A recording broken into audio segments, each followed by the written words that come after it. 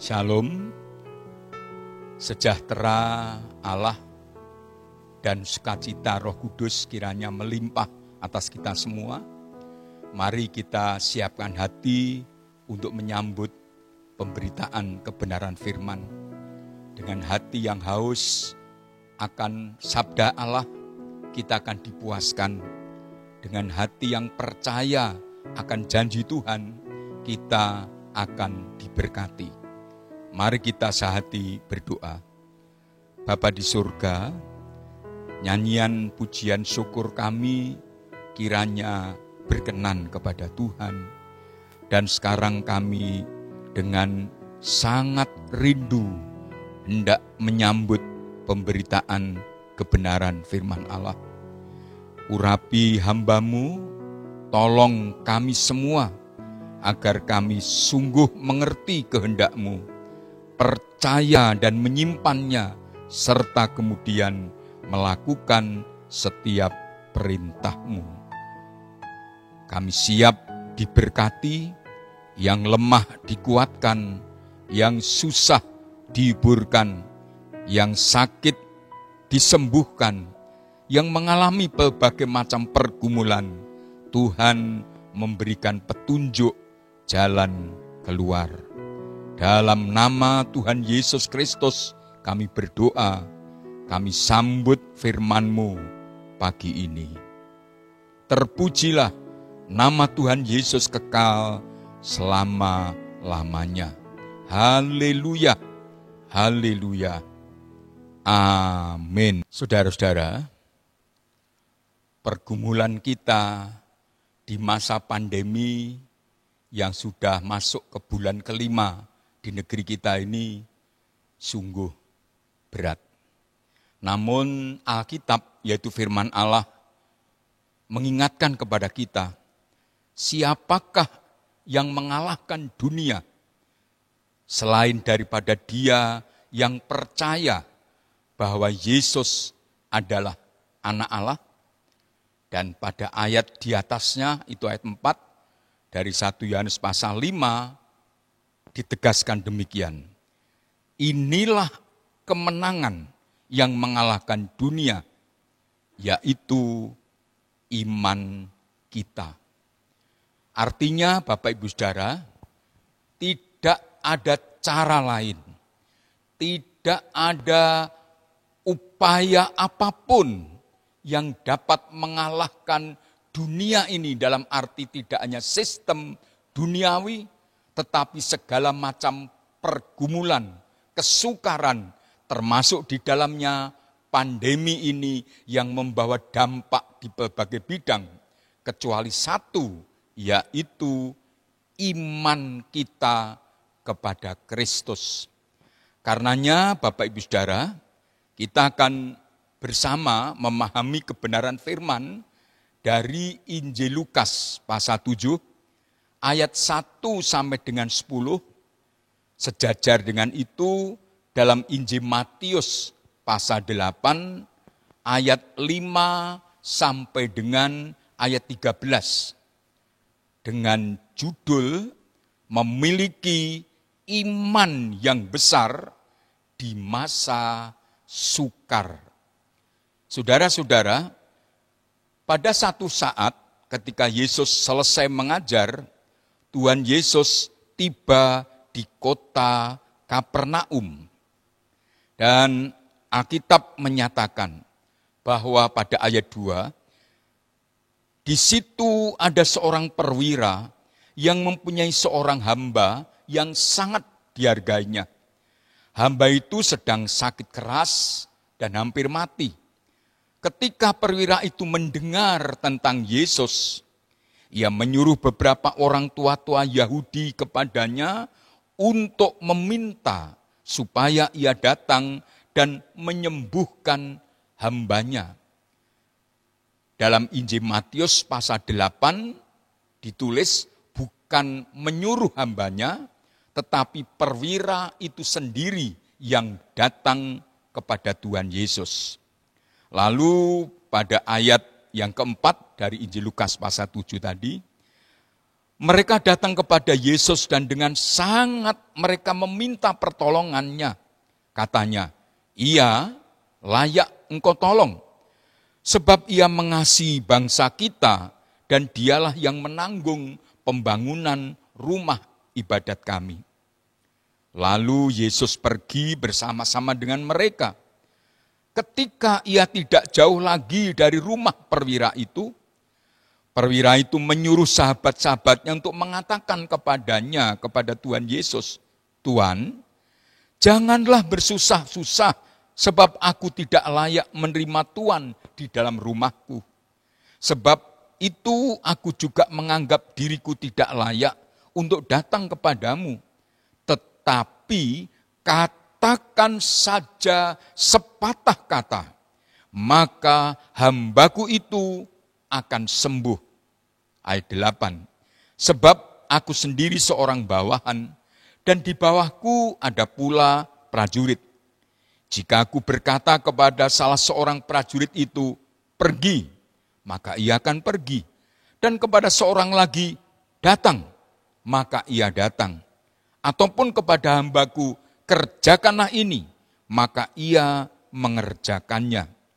Setelah Yesus mendengar perkataan itu, ia heran akan dia. Tuhan Yesus heran akan perwira itu. Dan sambil berpaling kepada orang banyak yang mengikuti dia, ia berkata, aku berkata kepadamu, iman sebesar ini tidak pernah aku jumpai sekalipun di antara orang Israel. Pernyataan Tuhan Yesus pada ayat 9 ini luar biasa. Nah saudara, apa yang dimaksud dengan Tuhan Yesus? Bahwa perwira ini memiliki iman yang besar. Apakah besar ini bicara tentang volume? Misalnya dalam terjemahan bahasa Inggris, big, tidak. Tetapi digunakan dalam terjemahan bahasa Inggris, great atau much, yang artinya menunjuk kepada kualitas, bukan volume. Jadi iman yang besar di sini adalah iman yang hidup, iman yang seperti biji sesawi. Dalam Injil Matius pasal 17 ayat 20. Biji sesawi itu kecil tetapi ada kehidupan di dalamnya. Ketika biji ini ditaburkan dan jatuh ke tanah, maka ia akan mulai bertunas. Dia akan mulai tumbuh dari yang kecil seolah tak berarti menjadi begitu besar, begitu luar biasa. Iman yang besar yang dimiliki oleh perwira ini adalah iman yang hidup, iman yang berkualitas, yang diwujudkan dalam praktek. Bukan sekedar pengetahuan, walaupun iman perlu pemahaman akali. Bukan sekedar sikap hati, walaupun memang iman itu adalah hati yang berbicara, tetapi iman itu harus diwujudkan dalam praktek sehari-hari. Surat Yakobus pasal 2 ayat 20 dan 26 mengatakan, iman tanpa perbuatan mati. Atau tadi ayat 26, iman tanpa perbuatan pada hakikatnya itu kosong. Lalu perwira ini, apa buktinya? Ia memiliki iman yang besar, iman yang berkualitas. Kembali pada Injil Lukas pasal 7, ayat 7 dan ayat 8, ia menyampaikan kepada Tuhan Yesus, agar Tuhan Yesus mengatakan saja, sepatah kata, tidak perlu datang ke rumah, tetapi katakan saja sepatah kata, itu pada ayat 7, maka hambaku itu akan sembuh.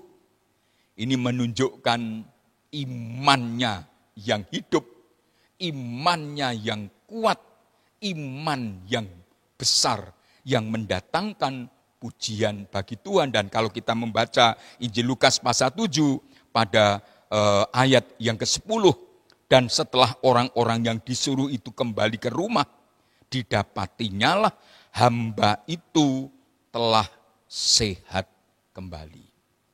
Bapak Ibu Saudara yang dikasihi Tuhan Yesus, di masa pandemi yang masih kita belum tahu kapan berakhir, iman yang hidup, iman yang berkualitas, iman yang besar ini haruslah saya dan saudara miliki. Ingat di awal khotbah tadi, dalam surat 1 Yohanes pasal 5 ayat 4 dan 5, bahwa yang dapat mengalahkan dunia termasuk pandemi ini, kita dapat mengatasinya, dapat menanggulanginya, dapat menahannya, dapat mencari jalan keluar adalah iman. Nah saudara, ada beberapa hal yang perlu saudara dan saya lakukan agar kita memiliki iman yang besar, iman yang hidup seperti perwira tadi. Yang pertama saudara, iman yang besar karena mendengar berita tentang Yesus. Kita membaca tadi pada Injil Lukas pasal yang ke-7. Bagaimana ia mengambil tindakan menyuruh sahabat-sahabatnya datang kepada Tuhan Yesus. Atau kalau dalam Injil Matius pasal 8, ia sendiri datang kepada Yesus. Ayat yang ketiga, Lukas pasal 7 menyatakan ketika perwira itu mendengar tentang Yesus. Mendengar di sini bukan berarti secara pasif mendengar sesuatu, tidak. Tetapi kosakata yang dipakai itu juga berarti memiliki pengertian atau pemahaman. Surat Roma pasal 10 ayat 17, Rasul Paulus mengatakan, jadi iman timbul dari pendengaran dan pendengaran oleh firman Kristus. Dalam terjemahan yang lain, iman itu muncul atau seseorang akan memiliki iman percaya yang sungguh kepada Tuhan karena ia mendengar berita tentang Kristus, tentang Yesus adalah juru selamat. Dalam Kisah Rasul pasal 8 mulai ayat 28 sampai 38 tentang seorang sida-sida dari Ethiopia yang kemudian dibaptis oleh Filipus, ada proses di sana. Tidak serta-merta Filipus lalu membaptis sida-sida ini. Tetapi ketika itu sida-sida pulang dari Yerusalem di atas kereta sedang membaca kitab suci. Bagian dari kitab suci yaitu dari kitab Nabi Yesaya, nubuat tentang hamba Tuhan yang menderita. Oleh Roh kemudian Filipus dibawa dan ketemu dengan sida-sida ini. Singkatnya dia lalu naik dan dilakukanlah percakapan dan Filipus menjelaskan tentang nubuat penderitaan juru selamat itu. Dan sida-sida ini berkata, di situ ada air, bolehkah saya dibaptis? Filipus menjawab, kalau Tuhan percaya, kalau Tuhan punya iman kepada Yesus juru selamat, boleh.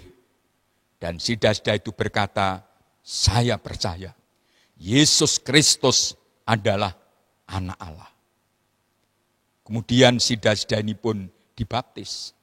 Ia bukan orang Israel, tetapi kemudian memiliki iman kepada Yesus karena ia membaca firman Allah, dijelaskan kemudian oleh Filipus tentang isi firman Allah itu yang menunjuk kepada Kristus Juru Selamat. Saudara, di masa pandemi ini kita tidak bisa beribadah bersama di gereja. Bagaimanapun kesempatan luas mendengarkan firman Allah tentu agak berkurang. Khotbah-khotbah seperti sekarang ini melalui online tentu menjadi terbatas waktunya. Dan kelak jikalau mulai kita ada kebaktian secara offline tatap muka sesuai dengan protokol kesehatan, maka harus memperhatikan durasinya, waktunya. Dan sangat dianjurkan, direkomendasikan kumpulan orang yang banyak itu paling lama 60 menit atau 1 jam. Sehingga khotbah yang disampaikan pun paling lama 30 menit. Kesempatan untuk beroleh penjelasan firman Allah menjadi begitu terbatas. Tetapi kiranya tidak mengurangi kerinduan dan kesungguhan kita untuk belajar kebenaran firman Allah. Secara mandiri saudara saya anjurkan baca Alkitab secara teratur. Renungkan itu. Simak baik-baik khotbah-khotbah yang saudara bisa unggah. Tidak hanya ketika ibadah seperti sekarang ini. Karena melalui YouTube, saudara bisa kapanpun, dimanapun, untuk kembali mengunggah khotbah itu dan saudara dengarkan. Kalau ada bagian yang kurang jelas, saudara bisa lagi putar lagi dan diulang lagi. Dan itu akan menolong saudara. Supaya apa?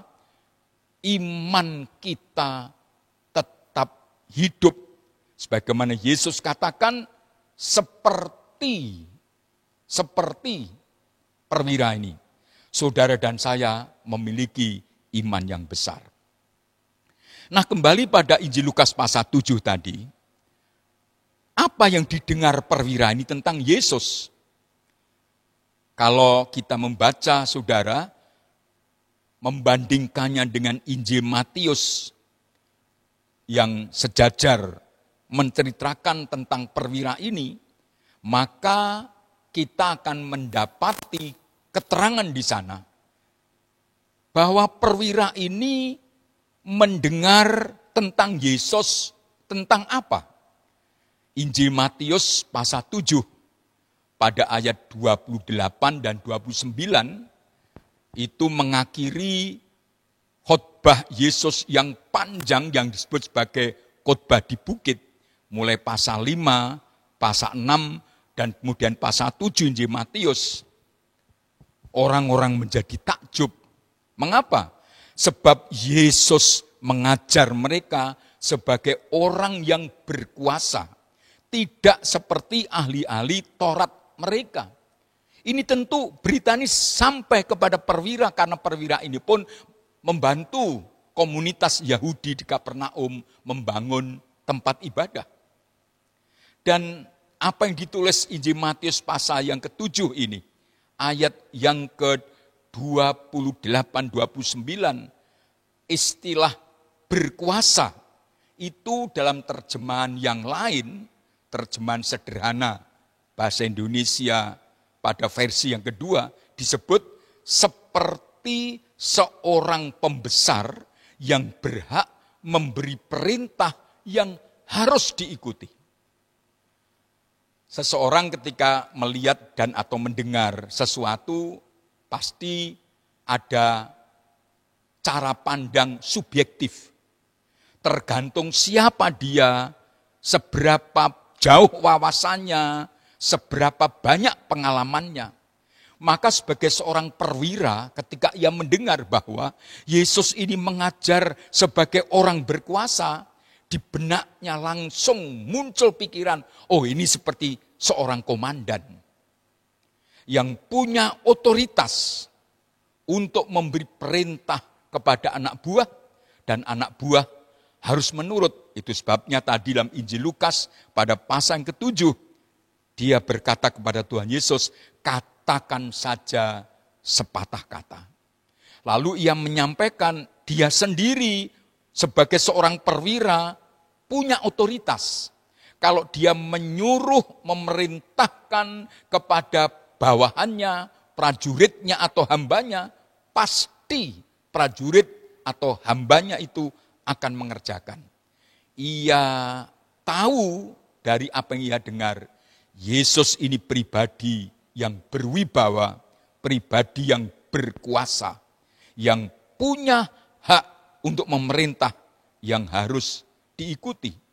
Lalu pada pasal 8 Injil Matius ayat 2 dan ayat 3, di sana kita bisa membaca bahwa datanglah seorang yang sakit kusta kepada Tuhan Yesus. Lalu mengajukan permohonannya dan ayat yang ketiga, lalu Yesus mengulurkan tangannya, menjamah orang itu dan berkata, "Aku mau, jadilah engkau tahir." Seketika itu juga tahirlah orang itu daripada kustanya. Jadi tidak hanya mendengar tentang Yesus sebagai seorang yang berkuasa membuat orang banyak takjub, tetapi dia juga mendengar berita bagaimana Yesus berkuasa untuk menyembuhkan orang yang sakit. Itu sebabnya maka berita ini menimbulkan iman. Iman yang besar menurut Yesus.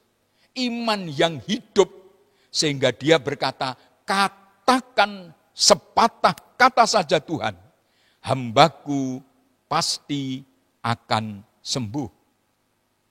Yang kedua, iman yang besar atau yang hidup itu selalu nyata dengan perbuatan atau dibuktikan dengan perbuatan. Kembali kita pada Injil Lukas pada pasal 7, saudara. Apa perbuatan iman dari perwira ini? Yang membuktikan imannya tidak mati, imannya tidak kosong, imannya itu hidup, imannya itu berkualitas. Pada ayat yang kedua, kita membaca di sana bahwa ketika dia tahu hambanya sakit keras dan hampir mati, maka ia menyuruh tua-tua Yahudi untuk datang kepada Tuhan Yesus. Artinya apa? Sekalipun dia seorang perwira asing, para perwira biasanya dari Legiun Romawi, itu terdiri dari orang-orang Italia atau negara lain yang direkrut dan bukan orang Yahudi. Hamba ini tentu bukan segolongan dengan dia, tetapi imannya dibuktikan. Ia menghargai atau mengasihi hamba yang sebetulnya sebagai perwira penjajah, orang Yahudi ini bagaikan musuh. Karena orang Yahudi tegar tengkuk, keras kepala, sejarah mencatat berapa kali pemberontakan terjadi. Tetapi perwira ini mengasihinya. Ini bukti dari iman yang hidup. Dan dalam situasi, kondisi seperti sekarang ini yang mestinya harus kita nyatakan. Apa buktinya sebagai orang Kristen? Saudara dan saya memiliki iman yang besar, iman yang hidup, iman yang berkualitas.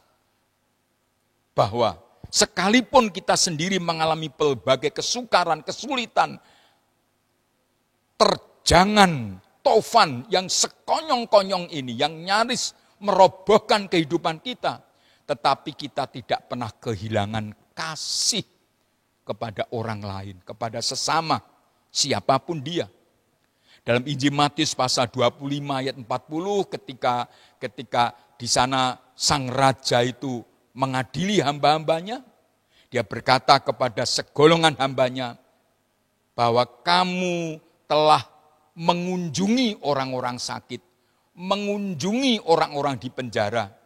Apa yang kamu lakukan kepada orang yang paling hina di dunia ini, itu sama seperti yang kamu lakukan kepadaku. Lalu pada Injil Lukas pasal 7 ayat 5, saudara, dikatakan ini bukan dia yang pamer, tetapi para tua-tua Yahudi sendiri yang mengatakan bahwa ia mengasihi bangsa kita Dan dialah yang menanggung pembangunan rumah ibadat kita. Iman yang hidup, iman yang berkualitas selalu akan dibuktikan dengan perhatian dan kasihnya, kepedulian terhadap rumah ibadah secara khusus dan secara umum terhadap pekerjaan Tuhan. Dan saudara, berikutnya yaitu yang ketiga, iman yang besar atau iman yang hidup itu selalu dijalani oleh pemiliknya dengan percaya atau keyakinan yang kuat terhadap firman Tuhan dan kuasanya yang tak terbatas. Iman yang hidup akan membawa kita kepada keyakinan sebagaimana dalam surat Roma pasal 9 ayat 6 bahwa firman Tuhan itu berkuasa, tidak mungkin gagal. Dan ayat 28, Tuhan sendiri yang akan melakukan firman-Nya itu di atas bumi sempurna dan segera. Ini yang dituntut kepada kita. Keyakinan yang mantap terhadap firman Allah. Yang hidup, yang kudus, yang kekal, dan yang berkuasa. Oleh keyakinan kita terhadap firman Allah, tentu kita juga akan yakin bahwa sebagaimana apa yang dinyatakan malaikat kepada Maria ketika menyampaikan berita tentang kelahiran juru selamat, bahwa bagi Allah tidak ada yang mustahil. Tuhan Yesus juga menyampaikan itu pada Markus pasal 9 ayat 23. Bukan hanya bagi Allah tidak ada yang mustahil, tetapi juga tidak ada yang mustahil bagi orang yang percaya. Itu sebabnya saudara, perwira tadi menyampaikan, katakan saja sepatah kata. Ia yakin Yesus itu pribadi yang berkuasa untuk memerintah dan pasti terjadi. Tuhan Yesus itu berkuasa untuk menyembuhkan dan menyatakan mukjizatnya. Dan bagi kita pun sama, yakinilah akan kuasa Tuhan, kuasa firman Allah. Dari yang tidak ada menjadi ada oleh firman Allah. Apa yang mustahil bagi manusia, tidak mustahil bagi Tuhan. Karenanya saudara, orang yang memiliki iman yang besar atau yang hidup, yang berkualitas ini, ketika menghadapi apapun, sebesar, sesulit apapun, bahkan semustahil apapun secara akali, maka iman yang hidup ini akan membawanya selalu datang kepada Tuhan. Dalam kitab Ayub pasal 5 ayat 8 dan 9 dalam terjemahan bahasa Indonesia sehari-hari, Ayub mengatakan begini, kalau aku dalam keadaanmu, pada Allah aku akan berseru. Keadaanmu, keadaan siapa? Sahabat-sahabatnya yang berpendapat bahwa kesengsaraan, kesulitan itu datangnya dari Tuhan. Dan Ayub berkata, bukan.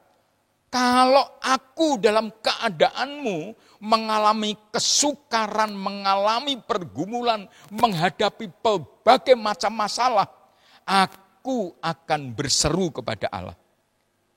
Kepadanya, kata Ayub, kepada Allah aku akan mengadu serta menyerahkan perkaraku. Mengapa? Ayat 9, sebab karya-karya Allah luar biasa. Tidak sanggup kita memahaminya. Mukjizat-mukjizat yang dibuatnya tak terbilang dan tiada habisnya. Nah, Bapak Ibu Saudara, seperti perwira tadi, Mari Bapak Ibu Saudara semua, milikilah iman yang besar di masa sukar ini. Hanya oleh iman kita akan dapat melewati badai yang hebat ini. Hanya oleh iman kita akan dapat mengalahkan semuanya ini. Dan iman ini saudara, kita peroleh jikalau kita selalu membuka hati, membuka telinga, membuka pikiran kita untuk mendengar berita tentang Yesus dan atau membangun kesukaan membaca Alkitab atau firman Allah. Percaya kepada firman itu, percaya dan yakin akan kuasanya, dan selalu datang kepada Tuhan. Amin.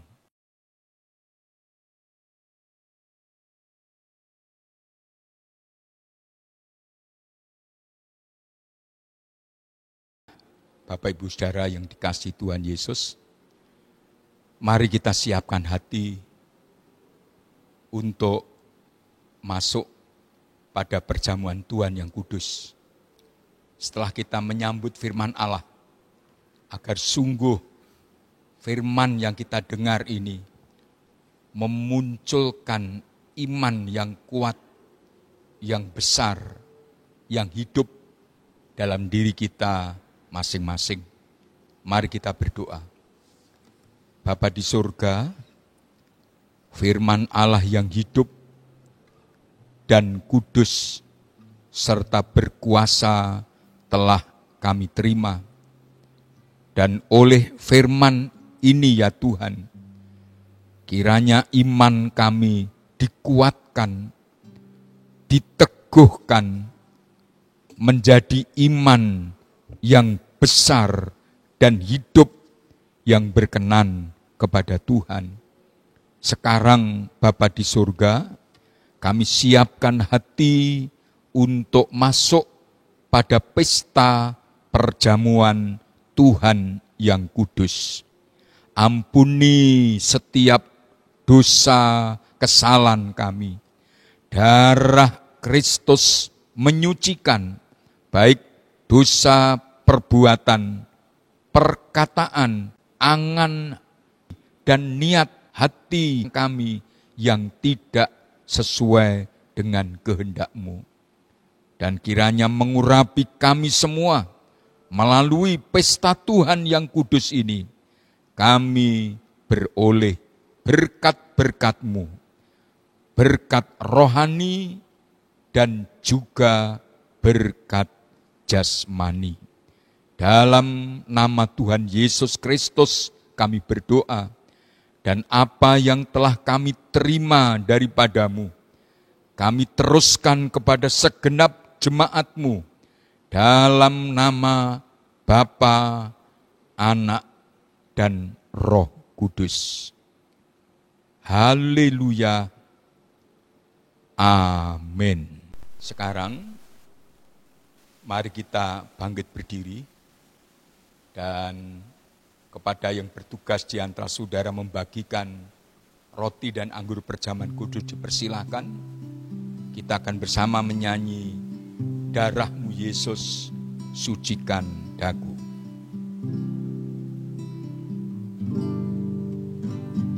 Darah-Mu Yesus sucikan daku.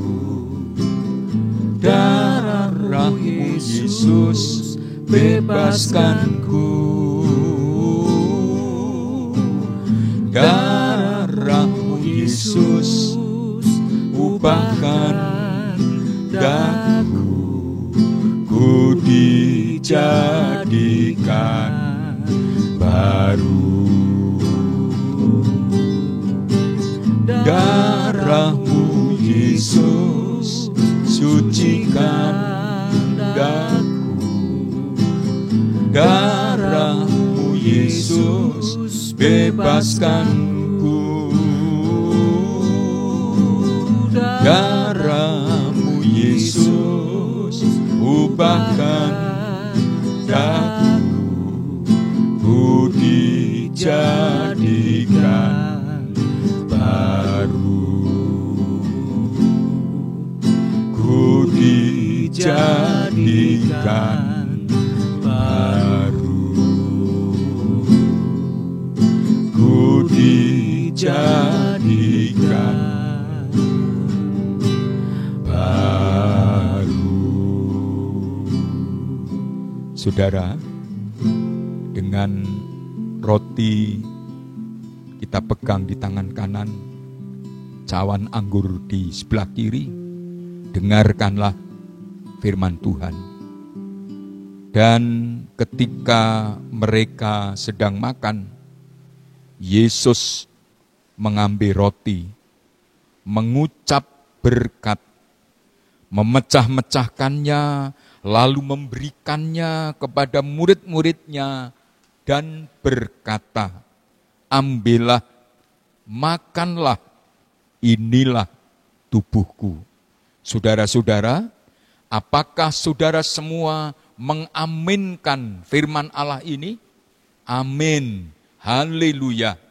Mari kita bersama-sama katakan, dalam nama Tuhan Yesus Kristus, makanlah.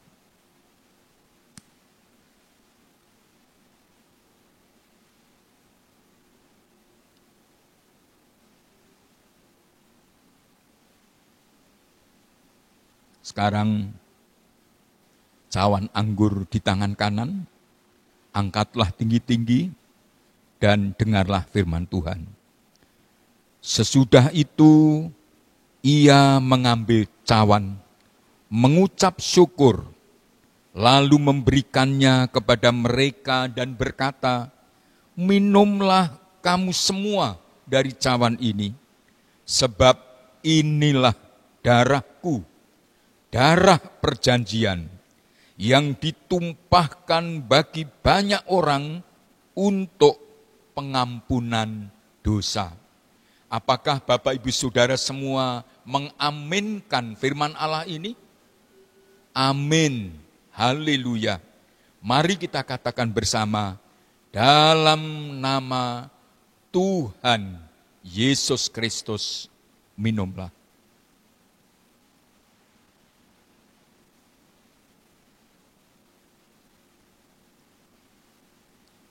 Terima kasih Bapa di surga. Dengan mengangkat tangan kami mengucap syukur kepadamu. Sebab hanya semata-mata oleh kasih karuniamu, oleh iman kepada Kristus, Juru Selamat kami satu-satunya, kami telah beroleh hak istimewa ini. Bahkan Bapa telah mengangkat kami menjadi anak-anak-Mu, dan dengan demikian kami layak berada di dalam berkat dan kemurahan-Mu. Dan Bapa di surga, kiranya melalui perjamuan kudus ini, oleh iman, kami semua mendapat pembaharuan dalam persekutuan dengan tubuh dan darah Yesus. Kemanunggalan ini akan memberikan kami kekuatan yang baru, kesanggupan yang baru untuk dapat mengatasi segala sesuatu. Dan kami percaya berkat-berkat-Mu, sebab oleh bilur Kristus orang percaya disembuhkan. Setiap penyakit sudah ditanggung di atas kayu salib. Dan sekarang kami sehati berdoa dalam nama Tuhan Yesus, untuk saudara-saudara kami yang sakit, terimalah kesembuhan dari Tuhan, pemulihan dan kekuatan yang baru. Berkat-berkat Tuhan melimpah atas saudara semua. Saudara-saudara, sekarang mari kita arahkan hati, pikiran kita kepada Kristus di surga untuk menerima berkat-Nya. Dalam nama Allah Bapa, Allah Putra dan Allah Roh Kudus, turun melimpah atas saudara semua berkat-berkat Tuhan, lebih-lebih berkat-berkat rohani. Anugerah Bapa dan damai sejahtera-Nya yang melampaui segala akal, serta pemeliharaannya yang ajaib dari Bapa, kasih karunia Kristus, dan persekutuan Roh Kudus memberkati saudara sepanjang hari ini, sepanjang bulan Agustus yang kita mulai masuk ini, sepanjang umur hidup kita, bahkan sampai selama-lamanya. Dalam nama Tuhan Yesus Kristus kami berdoa, kami bersyukur. Bersama kita katakan, amin. Tuhan Yesus memberkati saudara semua.